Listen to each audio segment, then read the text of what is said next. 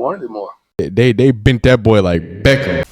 Colorado, Deion Sanders fans, everyone alike who was actually on, rooting for Colorado. I have got some good news for you. The door is not closed to winning the Big 12 and getting to the college football playoff. The door is not closed on this season, but this is a tough loss that's going to have to be sat with, talked about, and be better out. So this video, we're going to talk about the very, very slim chances, but the only way that Colorado can, and they can, make the Big 12 championship, of course, win, make it to the playoffs. And then we're going to talk about some of the post game. So if you're enjoying these videos, man, please leave a like on it. If you don't, dislike the video, subscribe if you enjoy college football content, Colorado content, everything else in between. Let's get right into it. You could. It's nobody.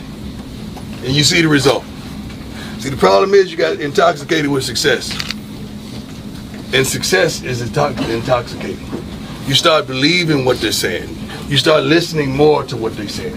You bought into all that foolishness that you were this. And you went out there and we got humble. Coaches, players, everyone, we went out there and got humbled. But it is what it is. Where you go from here? Where you go from here? Like, where do you go from here? That's the critical thing. What do you do with this moment? What do you glean from this moment? What do you learn from this moment? Where do we go from here? Because this moment just ain't about football, this is about life. And this is a tremendous life lesson. Let's learn from it. Let's learn from it and grow from it. The question is, guys, I'm gonna ask you one last time. Where do you go from here? Hey, I think those were some good words from Deion Sanders, and I think at the end of the day, the fact that this is something that we talked about in other interviews, him saying that and kind of warning them of that, and it popping back up again, I think it's interesting. And here's a deeper mode into his press conference there, but great game by KU. They have a tremendous football team that are resilient. They have a wonderful coach. Let's close that door. Let's do something so it's not distracting.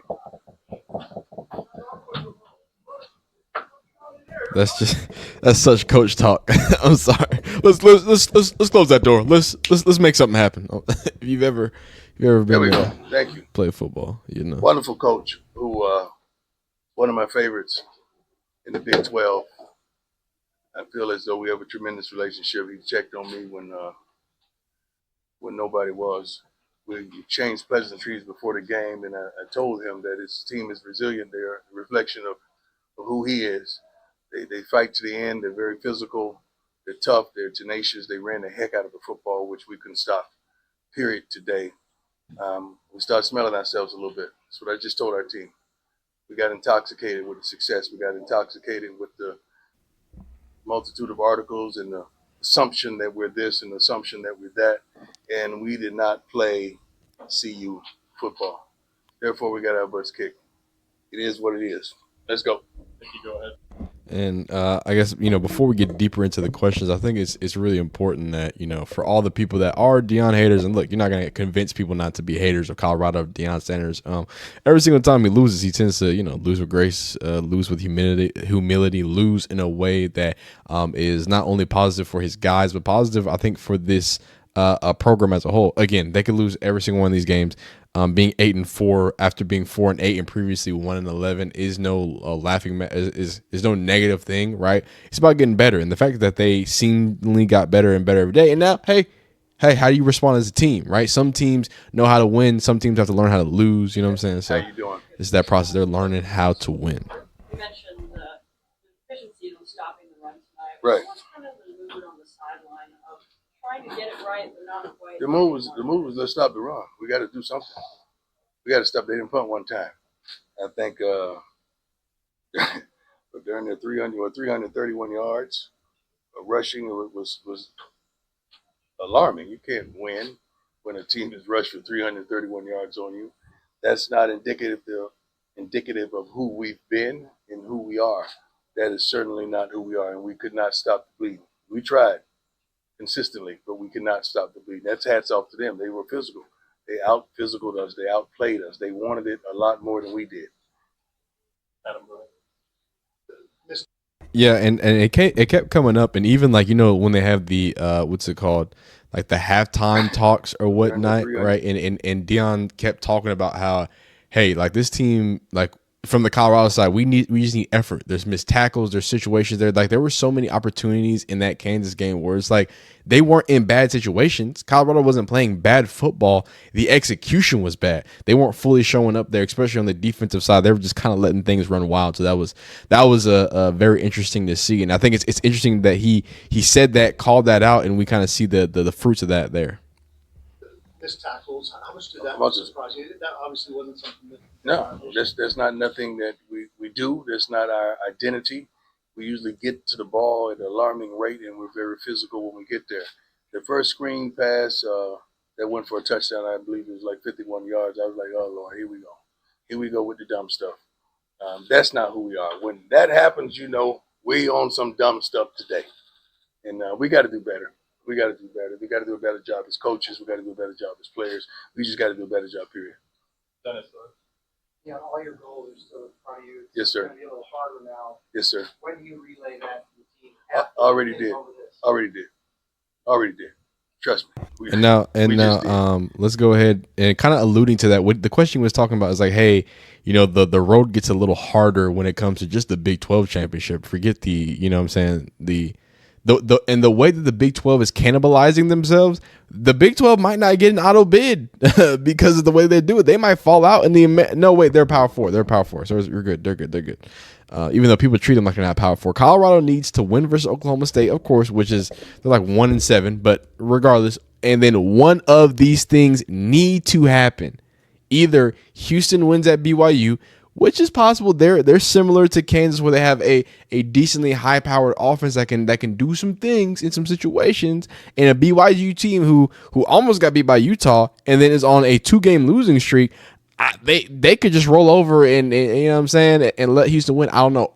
Or both Arizona versus Arizona State and Kansas State versus Iowa State to win next week in order to reach the Big 12 title game. So there's options. It's not in your favor anymore. When you're in control of your own destiny, it's a phenomenal thing. I don't just think about football. I think about life. So the message to these young men is, if God were to grant you every darn thing you needed in life, all the ability, the thought process, the connections, the visuals, and you don't do nothing with it, that's on you. And that's what we are. We control our own destiny. We fumbled it. Brian Howell. Yes, sir. You guys have been a more physical team for several weeks now. Yeah. Today, obviously, they were. What did you feel like was the difference there? Why were they more physical? Yeah, they just they wanted it more. We were smelling ourselves. They wanted it more. And that's on me. I can't let a team that I coach start feeling themselves. Can't do that. So it starts another kind of issue for the offense. Yeah. Today. I figured if you wouldn't have an answer probably to fix this point. Is it frustrating for you? Well, 21 points in 19 minutes of possession. I'm pretty good with that. I think I'll take that. We got to do better defensively. That was not the offense today. I understand what you're saying, but we got to do better defensively. They didn't punt one time. Really low in the first half. Yeah. He's good. I mean, he's been hit his whole life, man. I mean, this kid is tough. That Shador hit was crazy. Hold up, just so y'all know, you know what I mean? Pull that reference up because they bent that boy like Beckham. That boy snapped in half, my boy. Not for the faint of heart when I show you this one. So just if you're queasy, don't be greasy. You feel me? Because he's about to get snapped, crackled, and popped up. You seen that? You seen that? Look at this. Look at the hang time, dog. Look at this. He got snapped, crackled, and popped up, dog. Okay. Back to task at Young hand. football players that I've ever seen.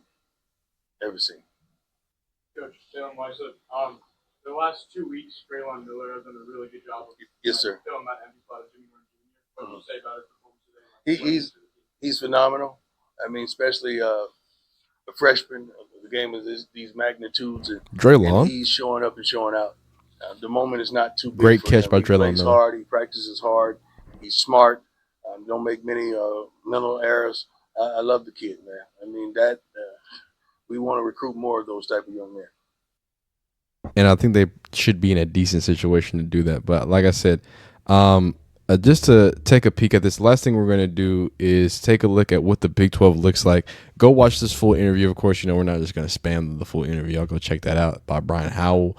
This is what everything looks like in the Big 12. I know I kind of pulled it off to the side and I showed you the standings, but complete a couple of Big 12 scenarios. If Arizona State, BYU, Colorado, and ISU all tie at 7-2, Arizona State and Iowa State are in the Big 12 title game. Okay, if Arizona State, BYU, and Colorado tie at 7-2, Arizona State and BYU are in the title game. Next week, University of Houston at BYU, Kansas State University at Iowa State University.